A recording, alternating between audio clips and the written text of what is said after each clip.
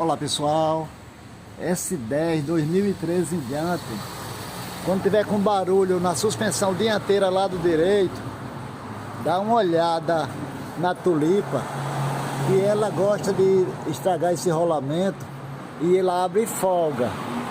Mas também não esquece de olhar o outro lado, aqui a manga de eixo, que tem um rolamento agulha, certo? Foi o caso esse aqui, gente, olha. Barulho muito grande, entendeu? Então tem um rolamento agulha, a gente vai tirar para trocar. Quando você pegar um S10 desse modelo 2013 em diante, dá atenção a esses dois itens. Valeu? Abraços a todos.